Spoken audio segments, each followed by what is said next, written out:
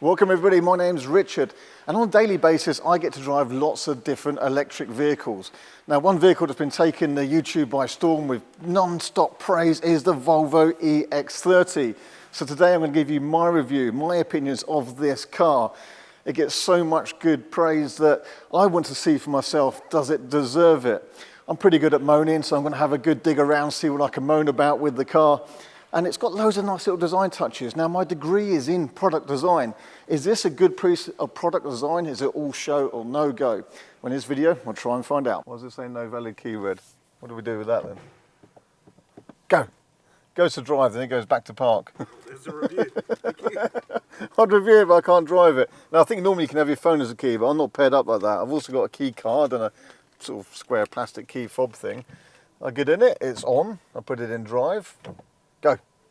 No valid key. Okay, well, so where do I put the key then? If maybe the battery's a bit low in this fob. Tesla will tell you where to put the key. So we replaced the battery in the key fob, but just so you know, it wasn't immediately obvious. If you take a key card and put it down here at the bottom left where there's a mobile phone charger, that then also enables you to start the car. So possibly a useful tip. It wasn't immediately obvious, especially when it's parked in the dark. Anyway, what else have we got? British summertime, but it's more gloomy outside than it is inside. Right, let's have a look around this car quickly before we get into some nitty-gritty bits. So it looks kind of SUV-ish from here, doesn't it? But actually, as you get close to it, you realise it's not a very big car at all. It's only this high, which is actually similar to this BMW i3, which is actually very similar to this Mercedes C-Class estate, but it's not as big as a BMW X5, and it's not as tall as a Tesla Model Y. In fact, if you want to know exactly how the dimensions of this car stack up, it tells you. I'll open the tailgate here, and if you follow me around, you will see in the inside of the tailgate here some dimensions. And what will it fit? Pushchair, suitcase, was that a robot, a lamp, and some golf clubs.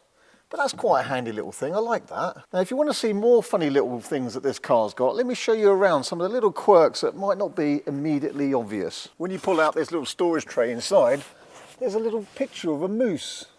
And I think these are race circuits, but Gibbs reckons they're clouds. What do you think? Let us know in the comments below. So something most people would never see. And the car's got loads of cool little design touches like that. They're both useful, nice little designs. I mean, a little pocket down here by these back seats is kind of handy. We don't have anything on the backs of the front seats on this one, but I have seen them on other versions. And let me show you a few other bits. That's a cool little touch. I love these door handles, really nice, kind of solid cast metal, really nice touches. It feels proper premium, no plastic here, and yet the price of this car is very reasonable. We'll come on to that later. I like this, the little tags for the air vents. What a nice little different design touch. And there's tons of nice materials around, largely recycled materials. Even under here in the front, there's a little car, some trees, a big moose, and some more racetracks. So there's not much storage here. This is the twin motor ultra version, so it doesn't have much spare space, but there's a little bit of storage in there. What's this do? So some sort of mechanical things, coolant and brake fluid. Better not touch those. Nice headlight animations when you unlock the car. The headlights look like they could have matrix functionality, but they don't seem to have that. Again, maybe with software updates like we saw in Tesla, that will happen. Maybe it won't, I don't know. This isn't just plain plastic, it's got like little textured ribs in it.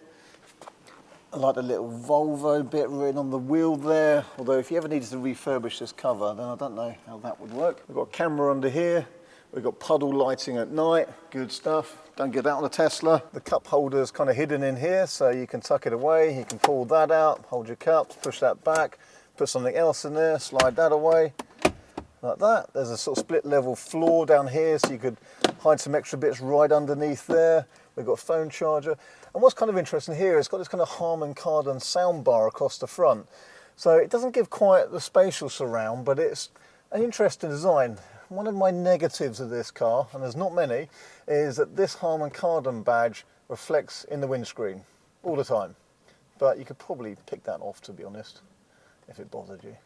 There's no glove box here, so you get more passenger knee room probably, but there is a glove box here. You push a button on the screen and it releases, and it's enough to hold a few things, including a service handbook and bits and pieces. It's actually quite spacious. There's actually quite a lot of spacious little cubby holes you can find in this car. The seats are lovely, comfortable, nice design, and I like things like the little Swedish flag touch there, very nice. You definitely notice that kind of Scandinavian design touches around the car, and it's lovely for it. The ambient lighting is nice, it all feels nice. I like the little design badge there, the grab handle on the door's good. Again, there's some ambient lighting in the door there. So it's got some really great touches about it, but there are, I think, the important thing to remember with this car is a couple of things you've got to get used to. One is it's got one center screen, a bit like a Tesla. I love it, no problem for me getting used to that kind of thing, but you will need to get used to it. We do have stalks, unlike the latest Teslas. And the other thing I found was that the seat only has this one control button. Now, it adjusts in loads of different ways, but you have to kind of push this button in the middle first to choose what you're adjusting. So that's now, so if I push it once, that's my lumbar.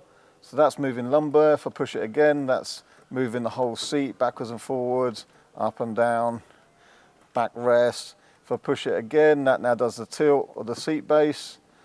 So you have to scroll through the 3 different modes that it uses. So it does adjust in many different ways, but it's all from that one button. So the first time I got in it, that took a little bit of getting used to.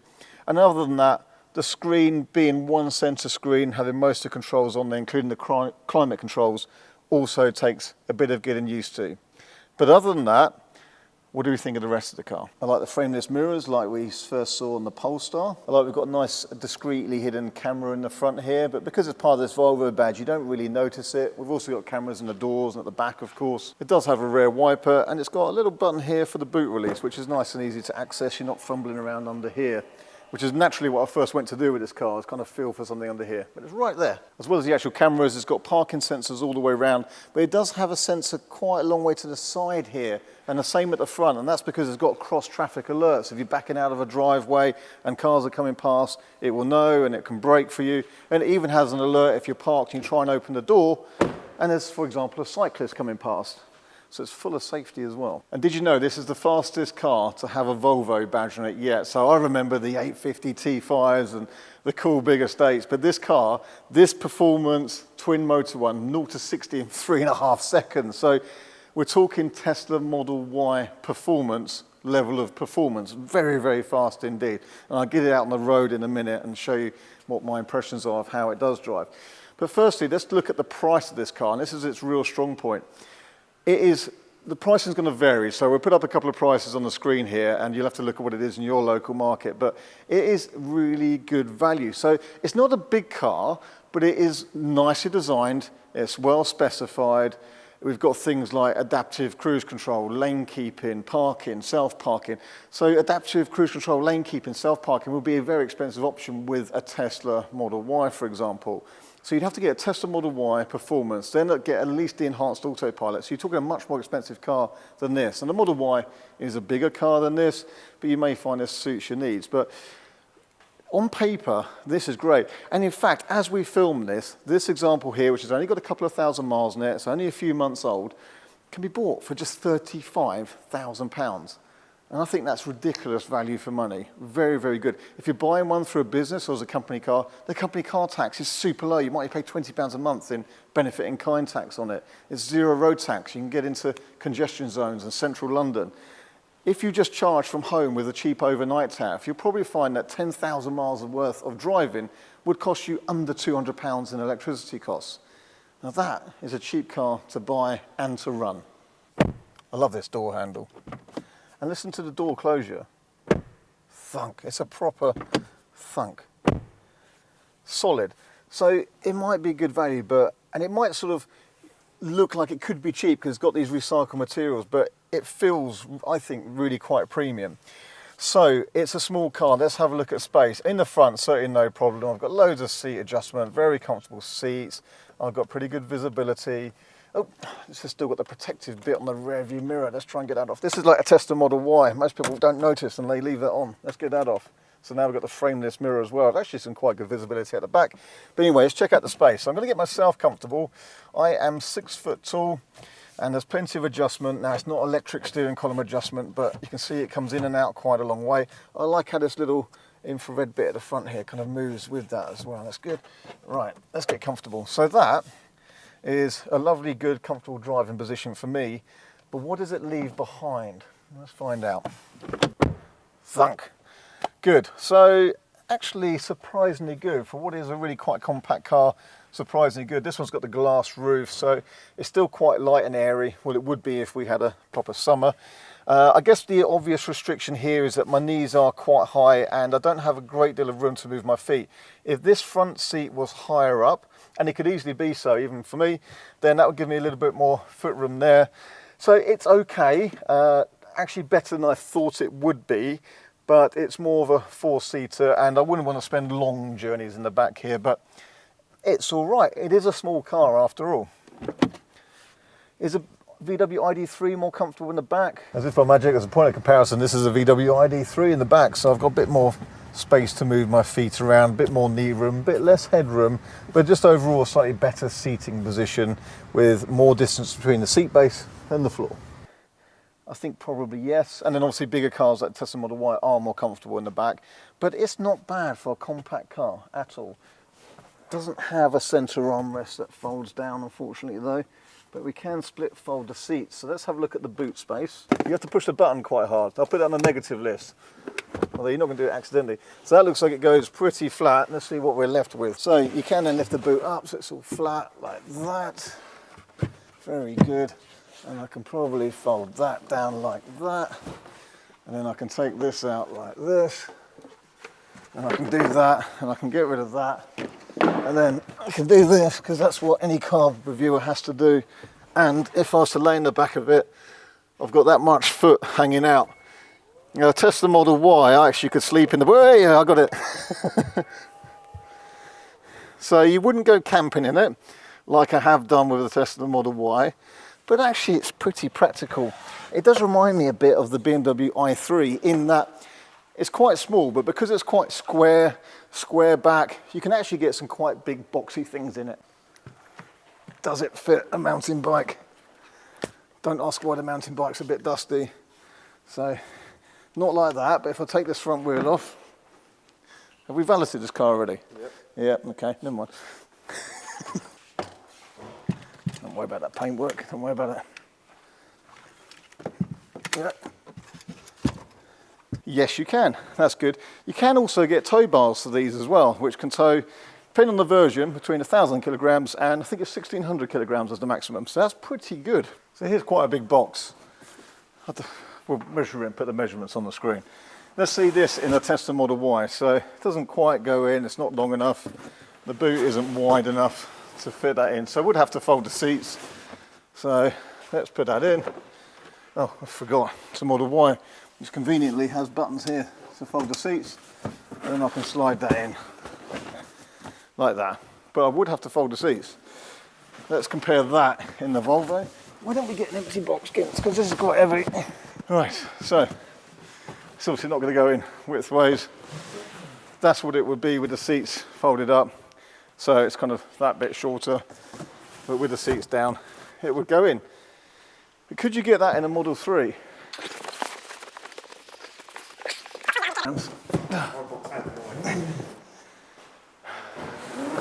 Well, it would go in, but you can see if it was much taller, then it wouldn't. So, is that a useful comparison for boot capacity? Probably not. Probably not. Anyway, I think you get the idea. It's a compact car, but actually fairly practical. So a quick look at the screen here. It is on one. It's a bit like a Tesla. In fact, it's quite a lot of things that are like a Tesla, but it's not as big as a Model 3 or Model Y, and obviously it's in portrait format. But by default here, it uses Google Mapping, which is good. It's responsive. It's nice. We've got a shortcut then to our music, and then we can flick between other different apps and options. Can I push that down from there? No, I can't. I'm going to go there, okay, there. Let's go into terms and conditions. Okay, whatever. Let's close that. Let's close that. Our phone. I haven't connected my phone, but it would be there. Other options. I think you can get Waze. You can get Spotify. So that can all be integrated on here. We do have YouTube as well. If I go back to the home page, it gives me a bit of a summary for everything. Now, if you want to adjust your climate control, you will have to come here. And again, there's some adjustments on here so you can direct air to different positions. You can't move these vents around here like you can on a Tesla, but that's because we've just got these handy little things here to move the air around, which is good. Although they don't adjust that far, but nonetheless, I quite like that. They're good. Air quality, it can show us good inside our warehouse apparently. And we've got some timers so it can preheat or cool down for when we're leaving for work in the morning, for example. So it's quite good, quite usable. Like I said at the beginning, it is something you'll need to get used to, but once you're used to it, it's actually a nice system to use. I always think this is kind of weird as well. It's got a little kind of wiper icon next to the mileage that's on the car, so it looks like we're going to run out of rain in 1,821 miles. I don't really get that. One problem with the reverse cameras being on the screen is that I now can't adjust the mirrors. If I want to adjust the mirrors, I actually have to go to park or come out of reverse. If I go to drive, no, go to reverse, go to park, no. So I actually have to push the little car icon here, then go to my mirror adjustments and adjust them from here now. But you can't adjust it whilst you're in reverse. So again, things to get used to. It's quite possible perhaps with a software update that Volvo can amend that so there's a quick access for the mirrors whilst you're in reverse. That would be handy, like a little button here. Oh, this is park assist, so should we see if it self-parks okay? Let's try it. Okay, so let's try and go into that slot there next to a very expensive Audi e-tron GT and a BMW i3S. Okay, so I'm driving past it now and it's scanning for slot. Available slots found. Select the slot whilst holding down the brake pedal. There we go. Release the brake and steering wheel to start. So now I'll just let go. So it's gone forward first. Let's put the indicator on automatically. So it went forward a bit more first to give itself a bit of a run up. That's interesting.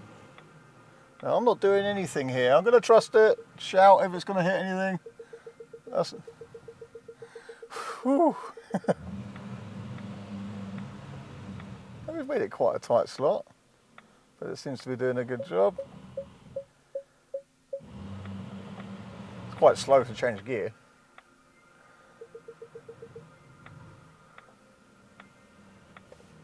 Not touching anything.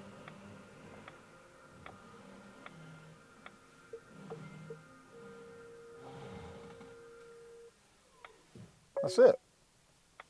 Very good. I think that was very good. Look at that.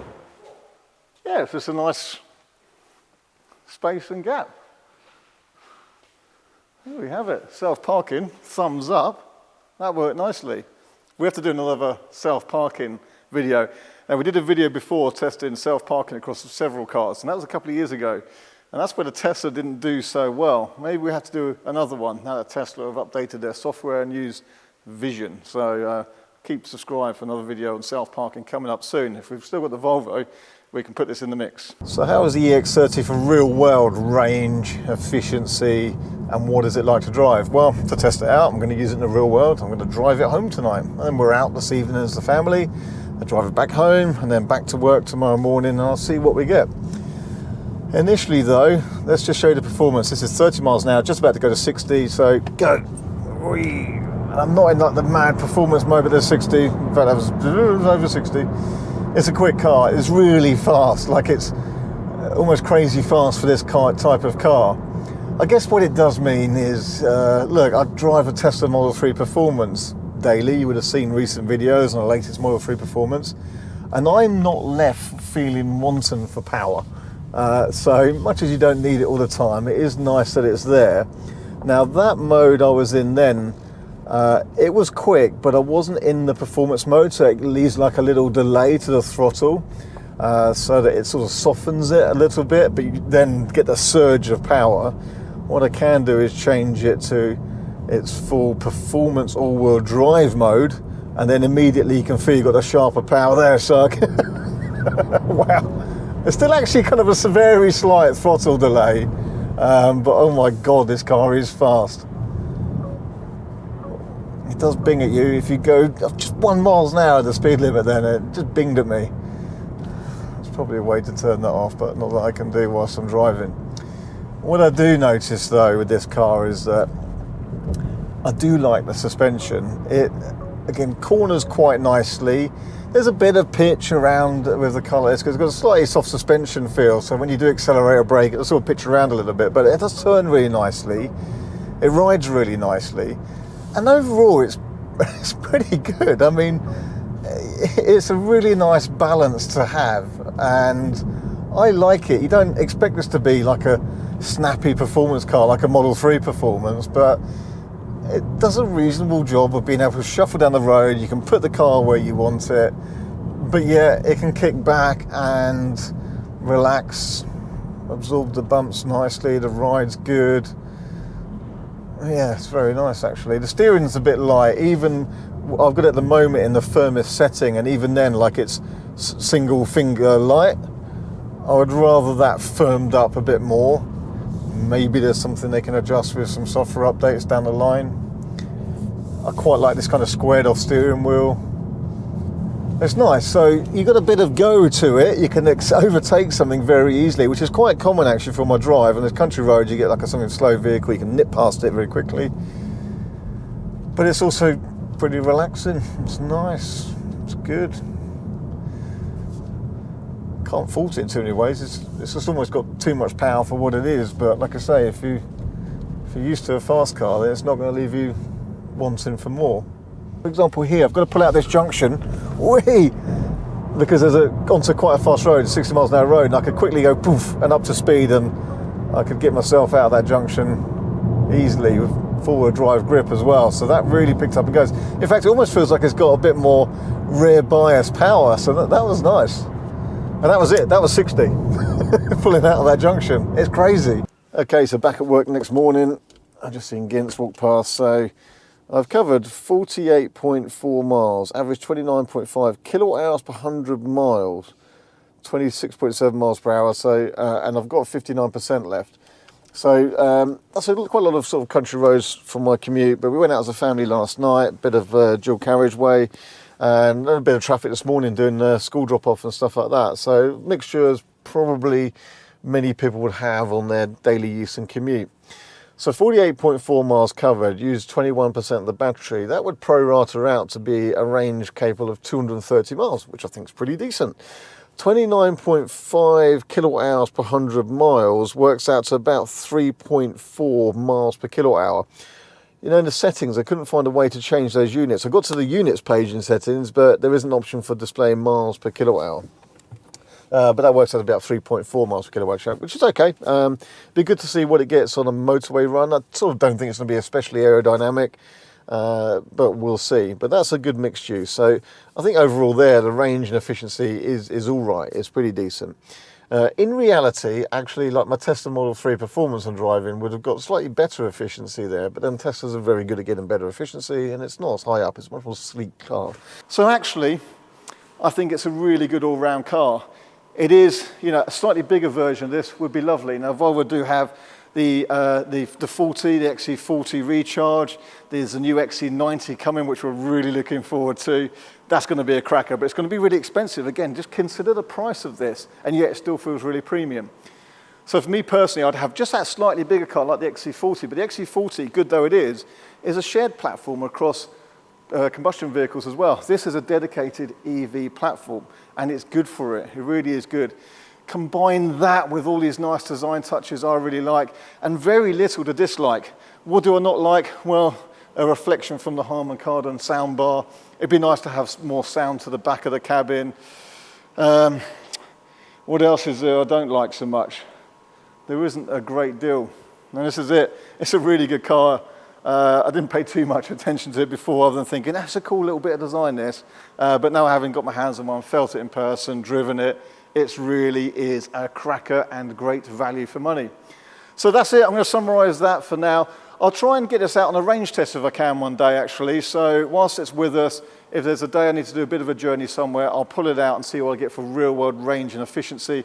But based on what I have seen so far, it is quite capable of 200 plus miles of range. I think Volvo quote up near 300, but in reality, it seems like it's going to be doing between about 200, 250 miles of real-world range from its 64 kilowatt-hour battery. Charging speed, 158 kilowatts. Isn't mega by today's standards by any stretch, but it will be sufficient for most people. I think if you're doing long journeys day in, day out, you're probably going to buy a different car to this. But for anyone who's using it as a compact family car, maybe you live in a city, maybe do some longer trips at weekends, I think it's going to be just ample. Great value for money, a pleasure to own, pleasure to drive, just a nice thing to be in. So that's my summary of the Volvo EX30, and we'll try and do some more tests on it another day. So make sure you stay subscribed, and we'll try and do some real-world range and charging tests.